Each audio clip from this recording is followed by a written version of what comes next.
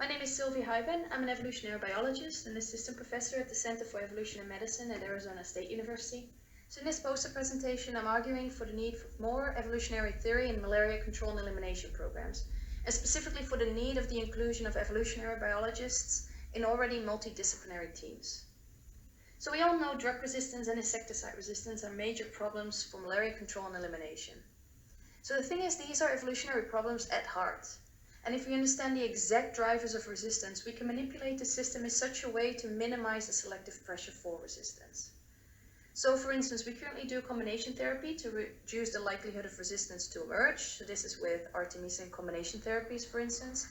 However, why don't we do the same for insecticides? Particularly with new insecticides soon coming on the market, this is a time to protect our new chemistries from resistance evolution. Also, some people may have heard about rotating multiple first-line treatments or randomly applying them at patient level. However, we don't really have a good grip on how well they would work. Which one would be best and how should we apply them? So for instance, at which frequencies should drugs be rotated? At which spatial level should insecticides be randomly applied? Should this be at house or neighborhood, village or district level? But apart from these, there are multiple other resistance management strategies. Some of them more commonly used in agriculture. So here on the right, I'm giving some examples of some published studies on evolutionary refugia, for instance, reducing exposure dose, the evolutionary dead ends, intentional evolution of repellency, late life acting insecticides, resource limitation, and I would really encourage you to have a look at some of these papers that are given at the bottom of this poster. But apart from this, there are other outstanding questions that aren't answered yet, that are very relevant for malaria elimination. So first of all, is it really possible to evolution-proof a chemical?